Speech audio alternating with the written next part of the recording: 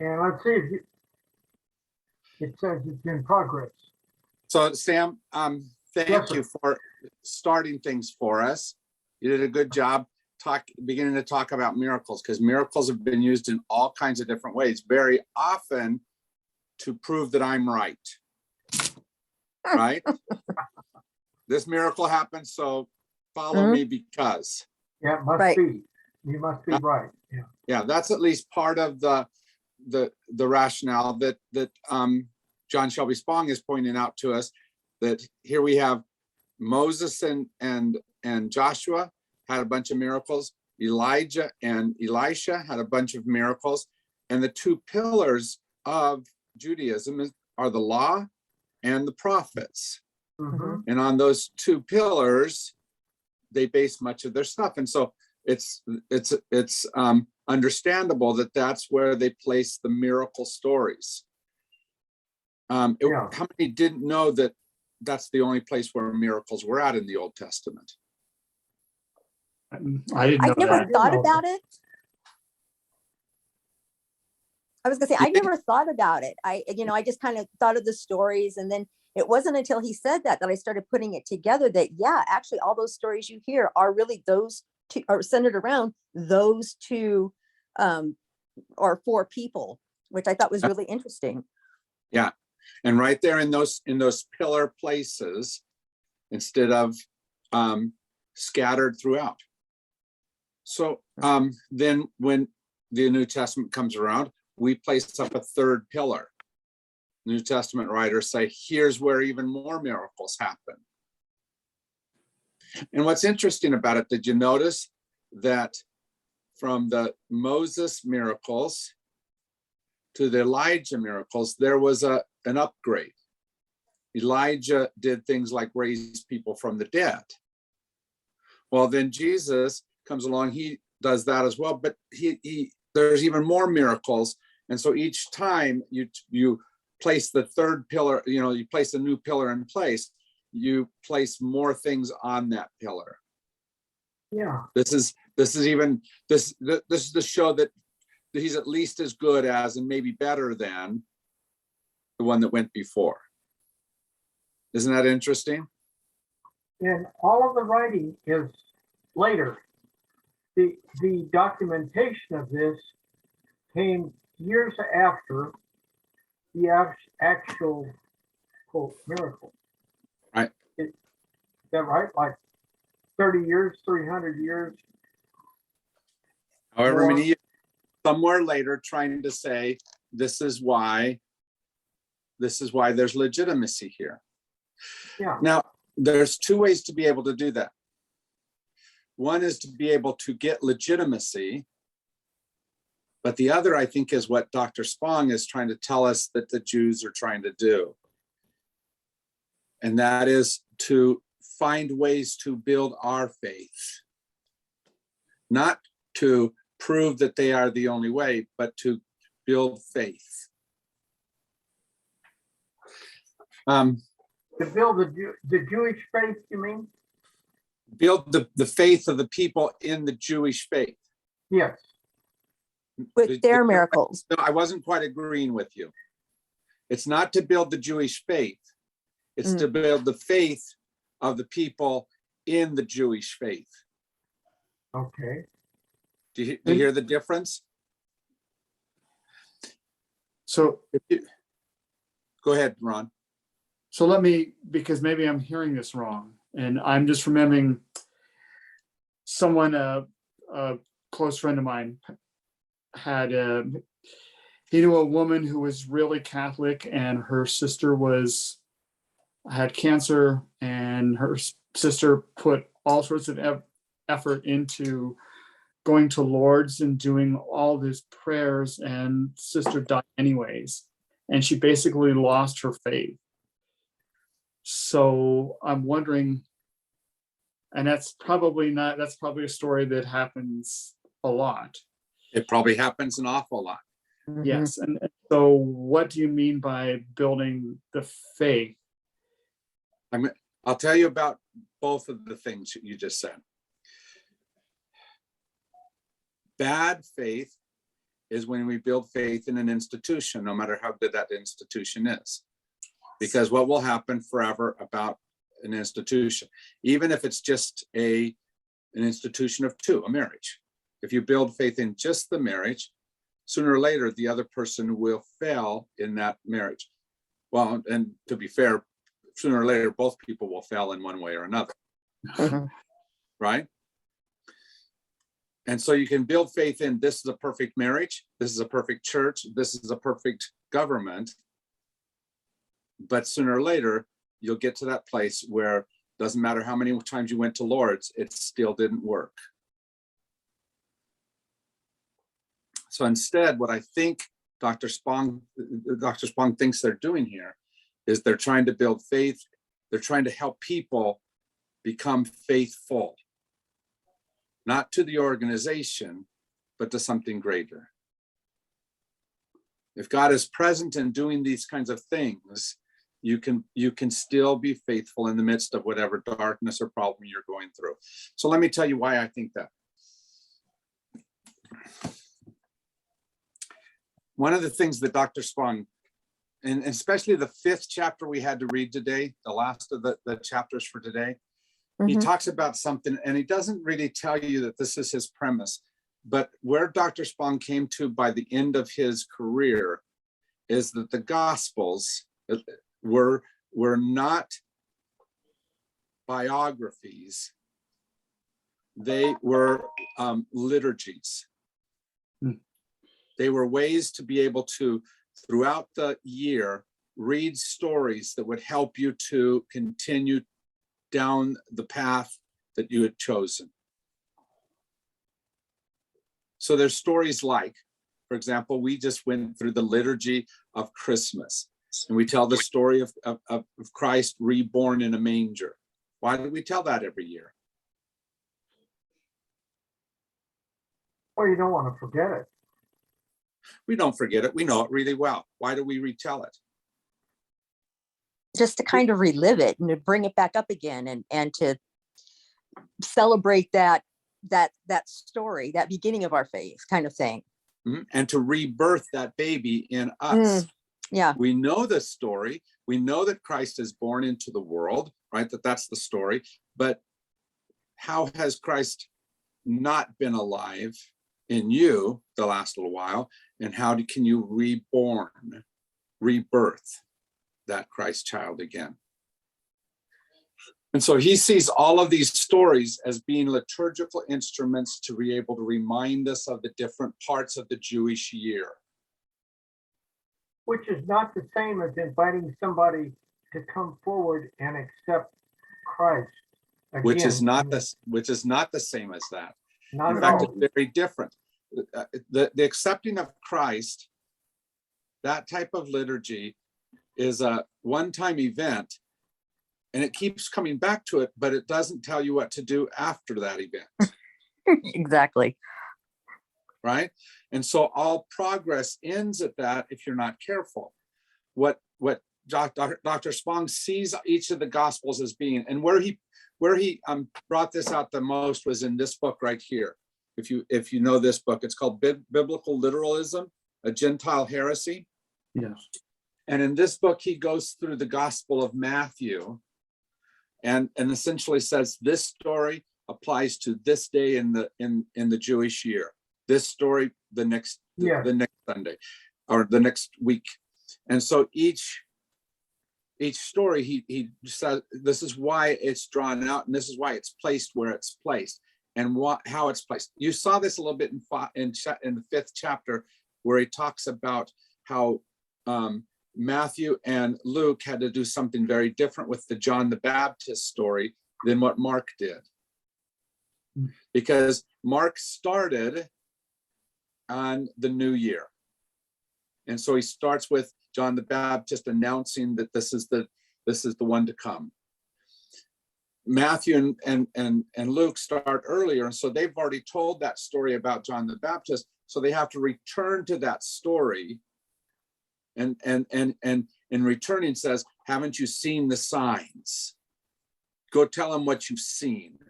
and the miracles that are being done here. And so the miracles are a way to be able to reinforce that this is the one to come.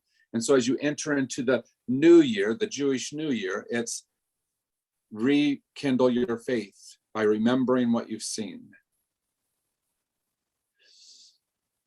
So for Dr. Spong, the way I think he's seen this is that he's saying, how do the miracles allow us to rekindle our faith? I have a question. Yes.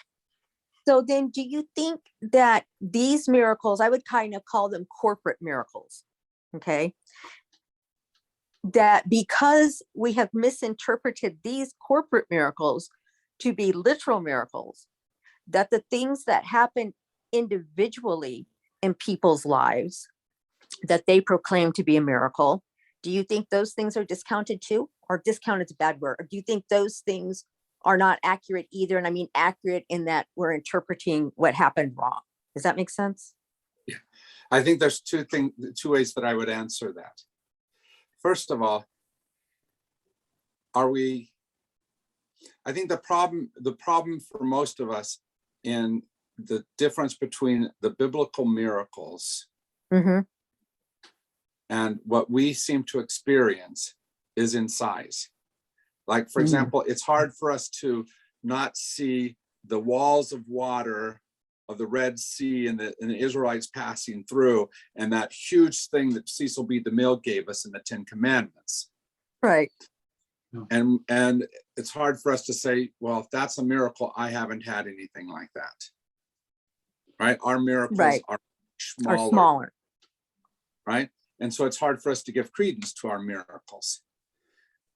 And yet, as Dr. Spong points out, there's not everyday miracles in the life of David, Solomon, Samson, all of those people that we talk about through the Old Testament. There's not miracles in this, not miracles recounted. Is that because they didn't experience miracles? No, because liturgically, that's not what they were trying to tell with it. Right. Okay. So what are the miracles we experience today? One thing I'm certain is that there's two things that we do that there's two things we do around this. First of all, I think sometimes we think that we're supposed to have miracles, and so we make them up. Mm-hmm. The most typical way that happens, and it was happening even in the time of Paul, was around tongues. Let me just speak some kind of hullabaloo, and that means the Spirit's with me. Mm-hmm. Okay.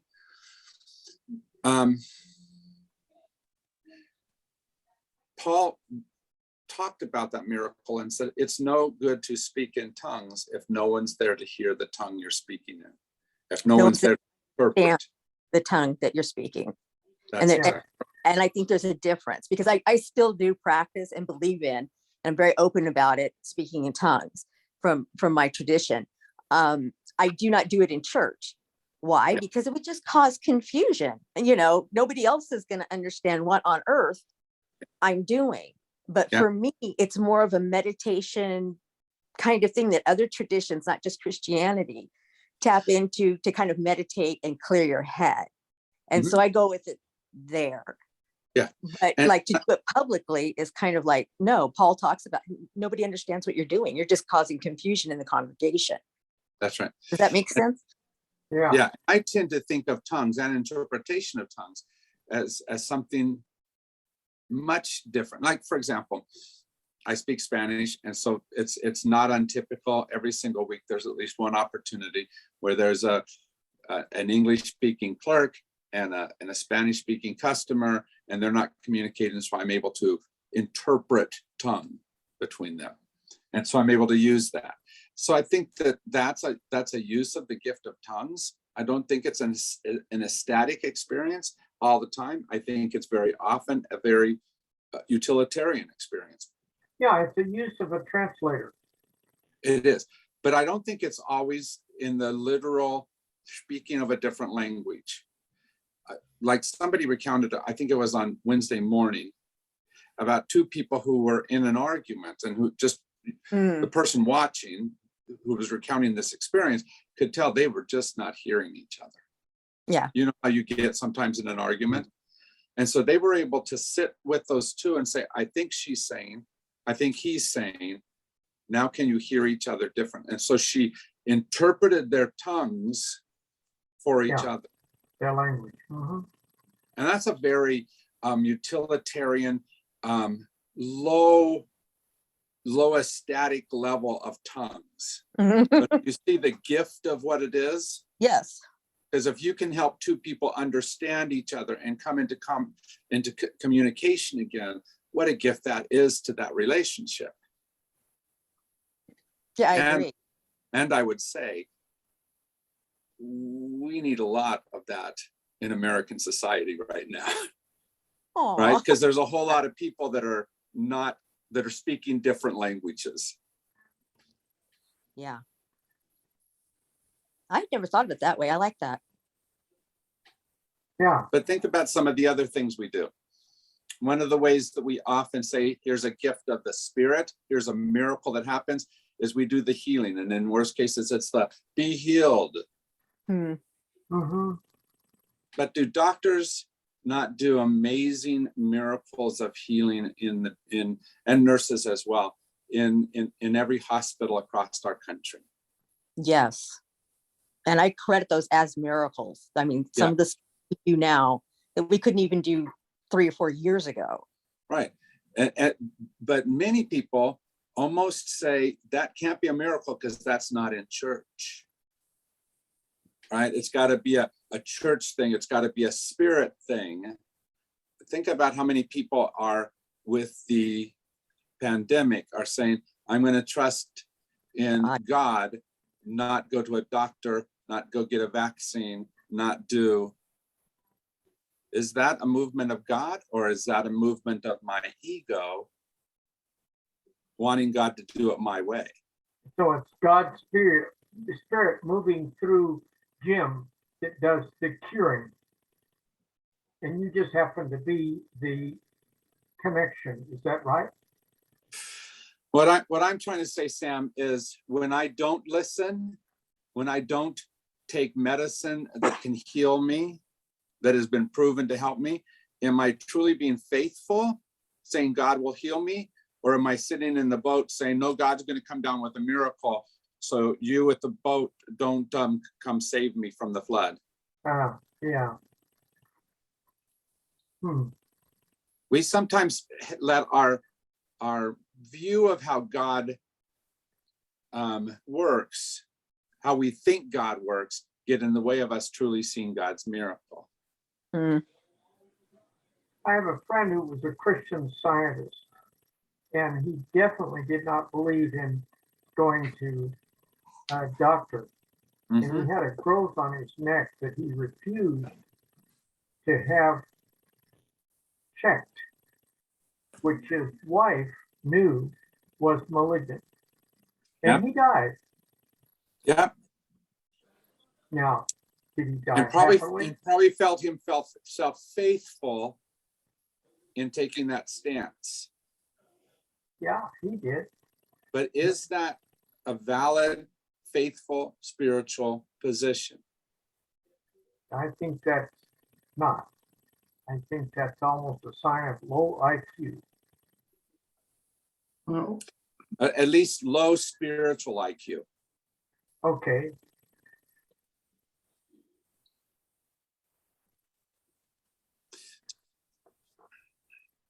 So what are miracles? Joyce? Jim, can I just add something, though, kind of be a devil's advocate here? The Jewish or Hebrew tradition says that there are many levels of communication within the Bible, within the scriptures. Right. And one of the things that you're not addressing is that there is a metaphysical realm to what they're saying. And I think, in talking about talking in tongues and that kind of thing, I don't think we're talking. It frustrates me every year when we get to Pentecost that, everybody stands up and does their reading in whatever language they speak, and we're supposed to interpret that as that. But the metaphysical, I don't know what to call it, but the metaphysical tradition behind it says that no matter what they're saying, in what language, that the person will understand it, that it doesn't matter what language they're talking. It's a matter of understanding through the Spirit. Yeah, If it's filled with the Spirit and they understand it. Yeah. So and I've had that experience. So I can say, yeah, this is something that's real. Yeah. I'm not trying to, probably have the same thing. yeah, I'm not trying to write off anything, any type of speaking in a different language. I'm not trying to say that's not true. Okay. I'm trying to say, how do we use the experience, Spirit, and the miracles of Spirit? And do we only define it in ways that leave us out in the cold most of the time? Because I don't think that's what the miracles are pronouncing. When they hold up the miracles of Moses and Elijah, it's trying to say, I believe, that God is very present and active in the establishment of this religion. And so Spirit, essentially, is here in this. God is present in the midst of this. Mm-hmm. Okay? Yeah. So what are the miracles that we experience on a regular basis? I think sometimes they are not huge miracles, but they are small miracles. What can I bring up? No, go ahead. Can I bring up a story? Maybe so.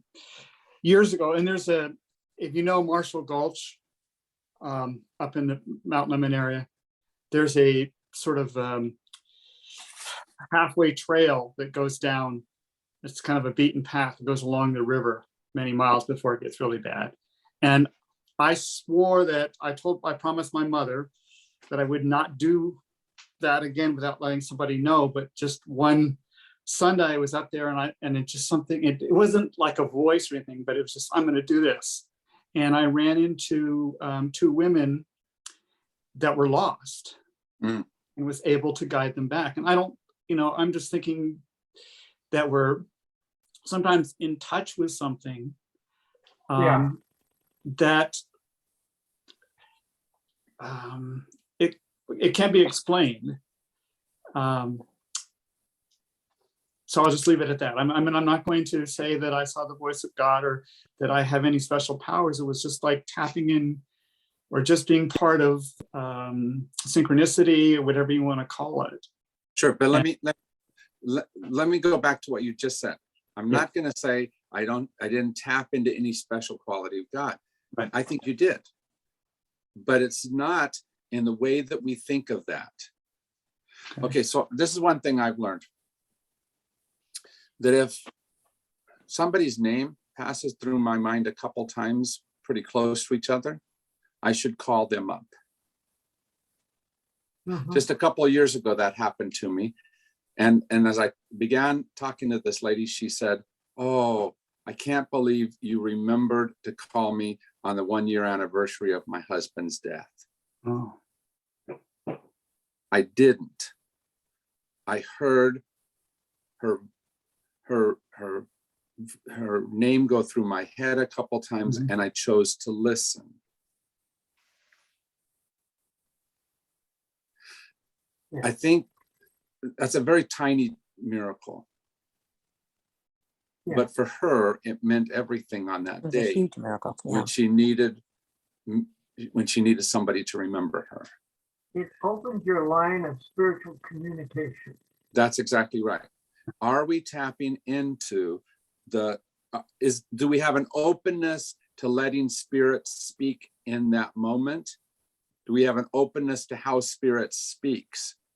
And my take is it usually has two things that help us to do that. It usually involves bringing stuff to someone else, not just to me. Miracles are rarely for me. Yeah. They're for the person in front of me in some way or another. And not that they can't bring a miracle to me, but do you see what I'm saying? Yeah. And the other part of it is, it doesn't have to be universally applicable. We want it to be, I had this miracle, so Sam, you better believe it too. But anytime we do that, it becomes a power thing. I have some supernatural connection to God that you don't have, and so listen to me. But as Ron says, for him, that miracle that he did was that he was there and present for two women who needed his miraculous presence. Not the whole world. Mm-hmm. The two Just women, those two women who then he could lead to a safer place. I think it is a miracle. Not one that saves the world, but you couldn't tell it to those two women that the world wasn't safe. If one of those two women are surviving, say to Ron, thank you, Jesus, for saving me. And you say, wait a minute, it wasn't Jesus, it was me. Right. Yeah. In a very real way, in that moment, Ron became Jesus, or as we sometimes say, the hands and feet of God in that moment. Okay. And I mean that not just figuratively. I think in reality, for those two women, he was that present, that presence of God for them. So then, if someone says to me, pray for me, and you say, okay, I will pray to God for you. No, I will pray to the spirits. Yeah, I will pray to the spirits that know you, that relate to you. They may be the Indian god of generations past. But maybe when we're praying to God, we're praying to a multitude of connected spirits. PJ and I went to he was a mystic reader or something. It was an audience of a group there demonstrating why were we there? We were part of the Compassionate Friends. And he was talking about connecting with our loved ones. Okay. The children that had passed in our lives. And this guy that spoke to it, I went shrugging my shoulders. And he said, to me, as I look at you, look past you, it's like there's a giant window, and there are all of these spirits that are speaking silently. They're pounding on the window and saying, I have something to say. But he said, I can see that they're doing this, but you can't. Or at least I don't think you can. And people said, no, we can't. And then he looked around the audience and he said, pointed at somebody and said, you are supposed to move the desk in your bedroom. You can sell it and get rid of it. You don't need it anymore. And he said, good heavens, the guy said, that's exactly what we've been arguing about. It was a family. They had no connection with him. And you watched that over and over, and he was right on target over and again. So is it possible that for some of us, we have a higher wattage of memory, of brain power, of light bulbs, whatever it is that goes on, and we are aware of it? Some of them, we may have it without it. For instance, this happened to me just 2 days ago, 3 days ago. I was writing this letter about a friend of mine who has just passed. He was a very close friend. And Dr. Gedeke is, he was our doctor, primary care physician for 2 of our 4 kids. And anyway, met a great deal. And he had all kinds of diseases in his hospital. He had to have, lung was out of commission. His kidneys were gone. He had a triple bypass. He was ready to die. We went there and I squeezed his hand and he squeezed mine. And I said, I really love you. And he squeezed me too. I just knew that's what he was saying. Okay. There was no verbal communication at all. Now, here's something interesting. He and I rode in his private Beechcraft Bonanza plane several times over his life to various spots, including Navajo in Mexico, which we went down for Doctors Without Borders, and I was riding as a passenger to photograph it. We've been to Yosemite with his plane, a lot of different places. So today I'm writing this letter that I'm going to use in my Maytag Moments thing. And I'm talking, and I decided I'm going to write a letter to him, and I'm going to post it in my journal so that everybody else can read it. I've never done this before. I talked to him about stuff like this, and I get to the part where I say, I expect you to pay attention like you always do. He used to laugh at me. I said, you spent years as a doctor looking at a mirror, learning how to say, with your mouth closed, and that you were responding to patients. And Right. He would laugh and say the same thing. So with love and continued faith in your spirit, Sam and Phyllis. And then, as a PS, a Beechcraft Bonanza plane flew overhead en route to the local airport. Now, was that Lee? Was that him?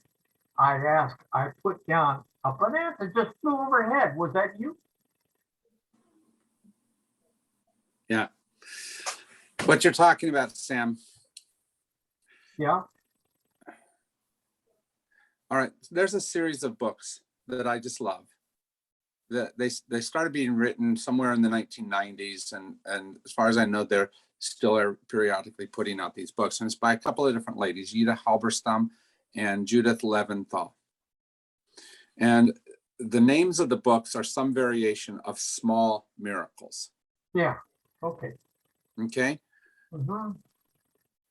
And what they mean by that is that am I open not to the big miracles of parting of the Red Sea, but am I open to the ways that a Beechcraft Bonanza passes overhead as I'm thinking of my friend, where that's where we connected. Yeah. And Yeah. for that moment, it may not be it could just be a coincidence. Yeah. But in it, you see a space where God is present because of the connection you have. Let me tell you one of the stories they give. It's about a man who's walking down the street after dark, going past this park. And he hears a struggle in the bushes. A man obviously attacking a woman there. Now, in that moment, you have a couple of different choices. It is really simple to walk away, because you know if you make the other choice and walk towards, there's a chance that that attacker attacks you. And so often we might walk away. He does the opposite. He walks towards, yells at the man runs off. Then he speaks to the woman who's there in the bushes and says, it's okay, he's gone, you're safe. And then he hears a single word from the bushes. Daddy? Oh my God. And it was his daughter. The miracle of being able to save his daughter came because he had courage to hear the right side of his voice, not the fear-laden side of That's right. of the moment. And many of these stories are about where people were open to what is happening in the present moment in a way that they saw something miraculous, something outside of the normal, something that wasn't completely under their control. Because you see, in most of our life, we try to control, even when we do miracles. Think about how often happens in the healing churches, right? Be healed. Sometimes that becomes I have the power and you don't. Mhm. What if we are just opening to how God has the power around us? And we are opening ourselves to up to all of that power that's there. Yeah. And we rehearse stories like, from Dr. Spong's perspective, we rehearse stories like how God was present for Moses and for Elijah. And so God is also going to be present now. But it's beyond what you think. Different than how, to where you have control. But can we be open to something that I can't control? Something that's beyond just me? Yeah. Are those stories, Jim, do you think well, I guess because you use them, but are they relevant anymore? I mean, is there a point to keeping going over liturgy that we know scientifically, A, B, or C, or whatever, that now we sit and look at it and go, so often when I see that, and I know that I tend to be kind of a linear, harsh kind of person, but so often when I hear like the nativity and all of that, I'm just annoyed because I'm Mhm. sitting there going, this is such a line of crap. Probably none of this happened. It didn't go this way, that's for damn sure. It wasn't in December. There's no evidence whatsoever that Herod ever made a decree that they all had to go to their birthplace to do the tax thing. And I'm just, it just irks me, Right. And so is there still a place for that kind of mythology? That's essentially the question that Dr. Spong is asking us to answer. I He's saying, can't. are all of these stories, these miracle stories, worth our listening anymore? He asked that question very clearly. He said, in the first chapter, he said, could Judaism have developed without the element of the miraculous? And then he follows up with, can religion today survive if the miraculous is omitted? And I think at least part of the growing up of Judaism and later of Christianity was that somehow there was a power in that was beyond what we typically see. That somehow in Jesus we saw more than just the death that he was. We saw some miracle beyond the ordinary in that. And we built up that story to impossible things, but it doesn't mean that it's not, the basic premise isn't true, that somehow God appeared because of his life. And I think that the same is true when we go further back, that somehow God was present in Moses, that somehow God was present in Elijah, and from law and prophets, we have something to help guide our lives. So what's that mean for the present of? Why do we go back every year to the Christmas story that we just went through? Because we've all heard the Christmas story. We all know the Christmas story. Do we want reassurance of something? Maybe. But it's a false reassurance now. Well, it When doesn't these have to stories be. first started, they were believable because they didn't, the culture didn't understand what was going on.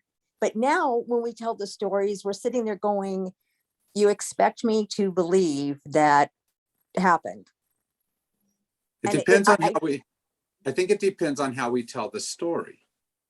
If we are okay. saying a physical child was birthed in Bethlehem 2,000 years ago, and you have to believe that story, then I think you're right, Deborah. We've long ago lost the power of just a singular birth in Bethlehem. That was put out by Fox News. But It- go ahead, Ron. so I was just going to bring up, it's like comparing a movie with a book. And the movie usually Hollywoodizes it, makes the small miracle larger than life. And it's something to do like myth does. So part of me would wish that we could see the miracle in the human Jesus that was born in Nazareth to possibly a mother who was raped by a Roman soldier when they came in, they attacked separatists. And if it didn't happen to Mary, it happened to other people, other women in that area. Yeah. And to see the miracle of someone who was a peasant and lived anyways with that, whatever happened, he was still, as Mark said, a carpenter, the son of Mary, which meant that he had no father. Mhm. And he was working as a day laborer, like many of his parables. So it's perhaps part of it is separating the myth, the idea of the myth and the truth of the myth without taking it literally. How many have had birth give you new life?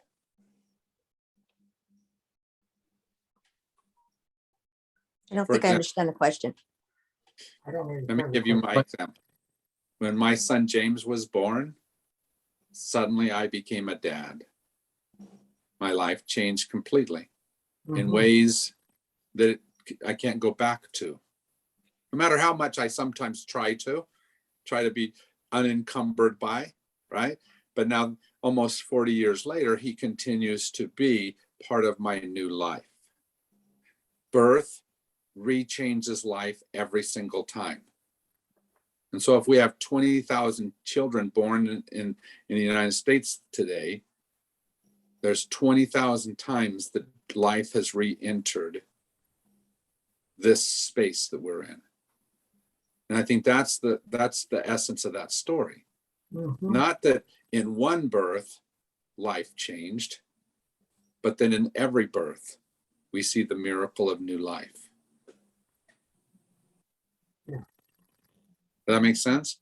Yeah. Mhm. And so we have to ask, for example, this year, as we look at world, which has essentially gone through a horrible death over the last 2 years, is life possible?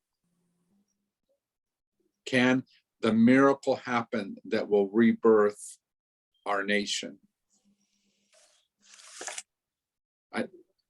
Faith says to me that it's possible. The evidence around me say that I'm not sure it's happening yet.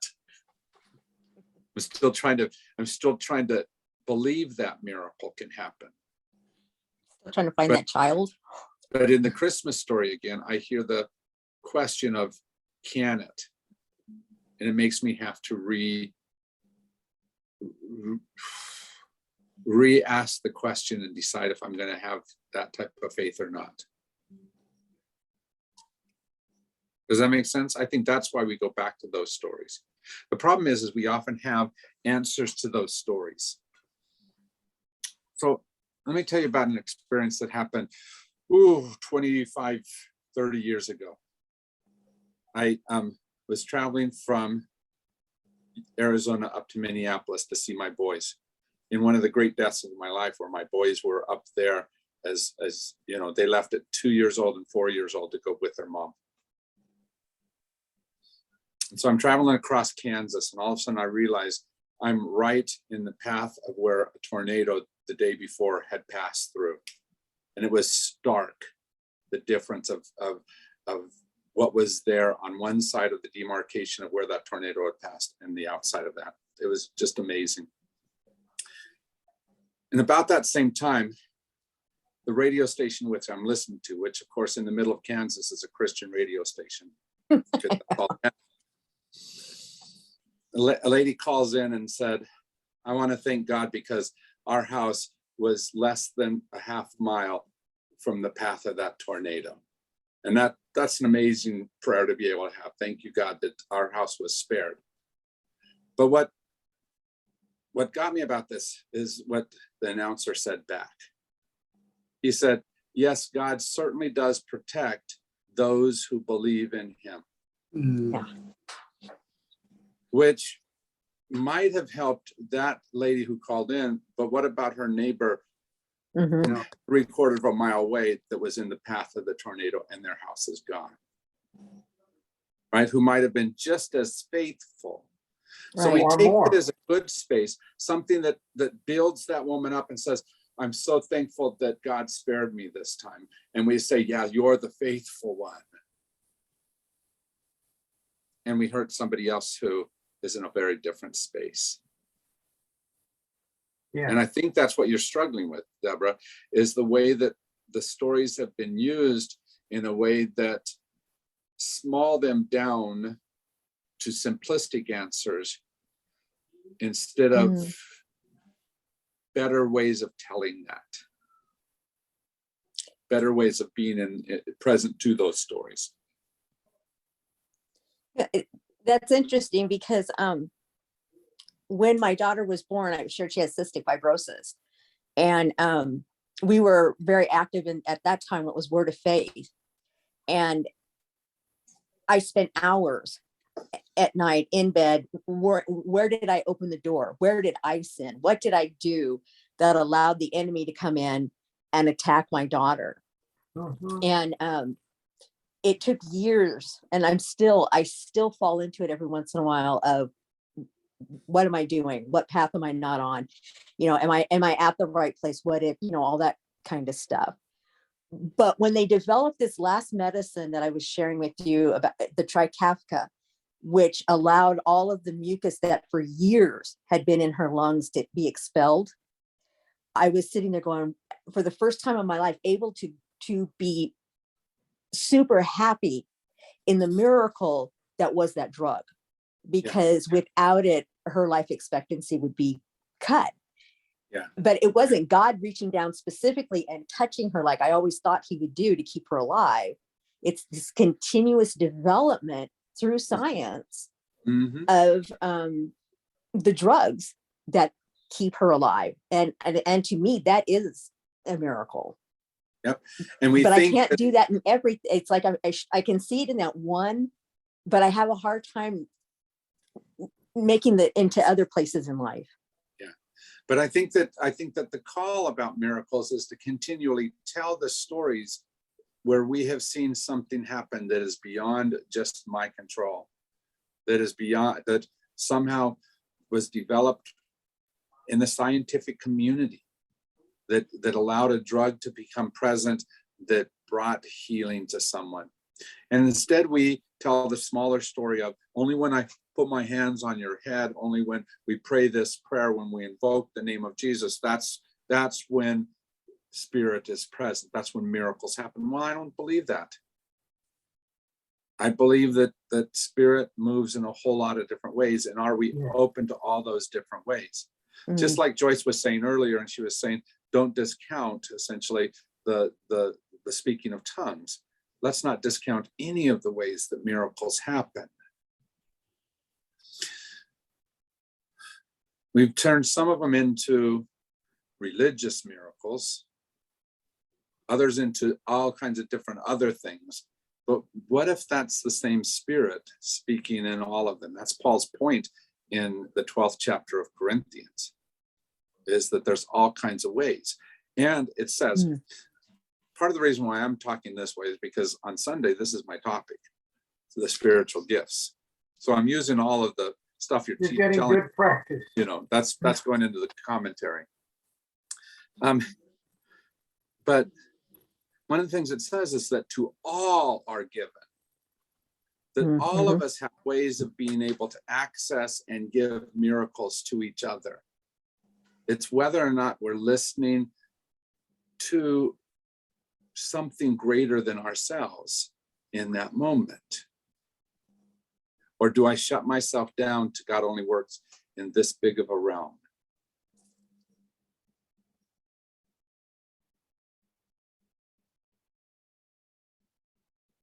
The tough part is we've come to the end of our hour. How many know that we have a few more miracles to talk about? Thanks a lot. A few Thanks more a ways lot. to solve all of Yeah. this question. I'm certain that miracles happen.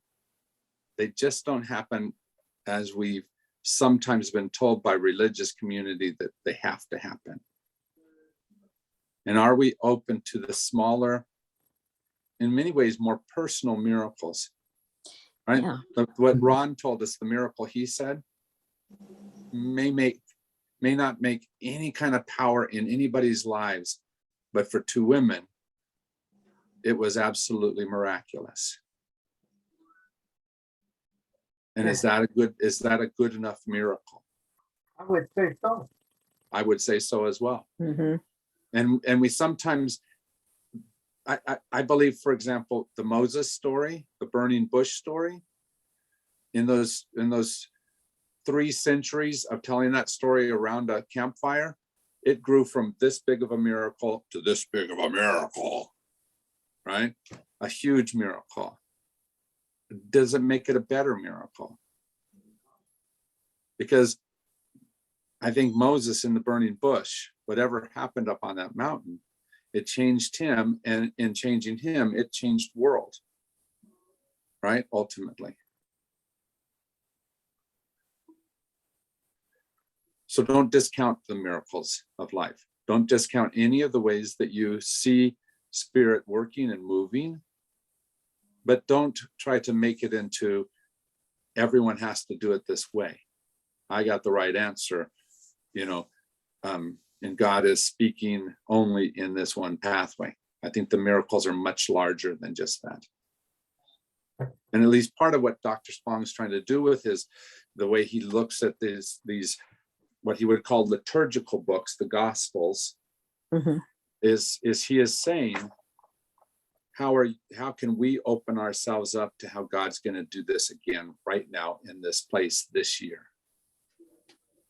We're not telling some time ago God worked. We're saying, can God today be miraculous? And can we pray that God or whatever can help us through this tragedy?